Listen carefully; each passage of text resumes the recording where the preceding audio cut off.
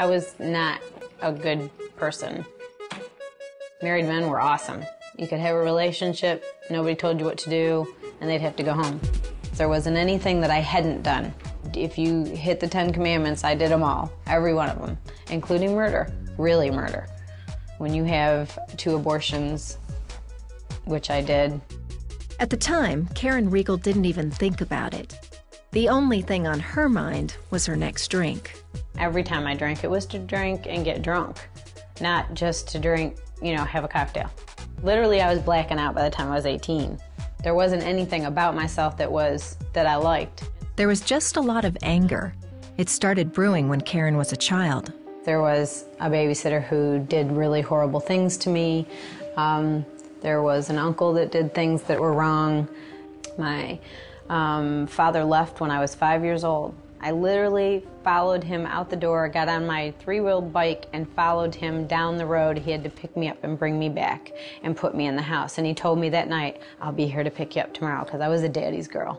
I didn't really get along with my mother. And the next day he didn't come and get me. It was 3 years before she finally got to go live with her dad. But even that had its challenges. Now Karen had to compete with her stepmom for her father's attention. I think I took all those things and said, I'll do what I want when I want. And I wanted to be bad. I wanted to hurt people the way that I'd been hurt. And what I didn't understand is I was hurting myself. There were lots of suicide attempts. And had my stomach pumped at 16, slit my wrist at 18. It was torment to be on this earth. Karen thought getting married and having a baby was the answer, but it just made things more difficult. Alcohol destroyed her first marriage. Her addiction got so bad that Karen even neglected her baby girl. Once in a while, if it was early enough, I'd call the girl across the street or the girl next door and say, look, Caitlin's sleeping. I'm going to be right down the road. They knew where I was going to be. Then Karen married Ronnie. Things started to fall apart when he asked her to stop drinking. I wanted him out of my life because no one was going to tell me what to do or ask me or care or anything else. One night after a big argument, Karen almost blew her head off with her husband's shotgun. I tried to put my foot in the trigger of the gun. I had both barrels in my mouth. And I was holding, I was trying. I was just too drunk to do it. So I'm like, okay, I'll just go to sleep and give me a few minutes and then... And then Ronnie found her, passed out with his gun pointing directly at their daughter's bedroom. It was a close call that night, not just for Karen, but for her little girl.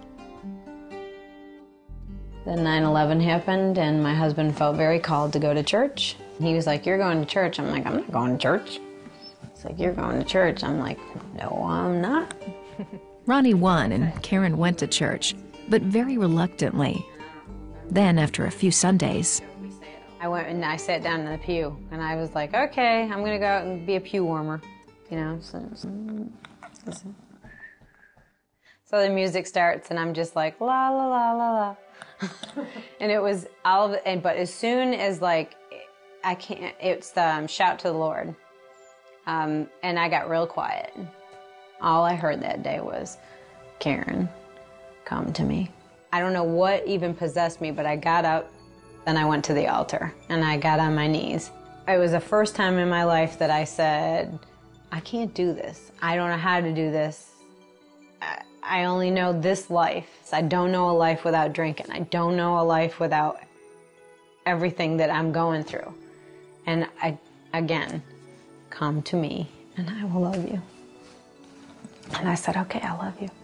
The day that I accepted Jesus Christ, I went home and I sat on my porch and I had like maybe 3 or 4 beers, you know, but I didn't get drunk that night. But it was just like I kept saying, I've got to let this go. With the help of God and some people at her church, Karen was able to give up alcohol altogether. I haven't touched it, and it's been 5 years.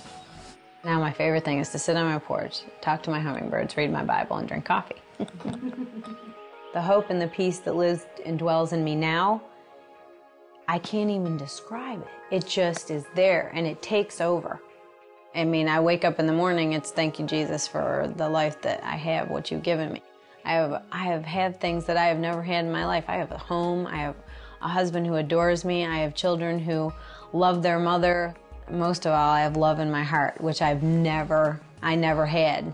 There's a box out there, and every sin that I've ever committed, I could pull out, pick one out, and his name is written on it and says, forgiven.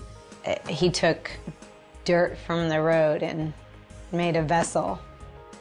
Every chain that ever held me is gone. The only chain that there is now is really not a chain, it's a yoke. And I am yoked with Jesus Christ. My man is right here.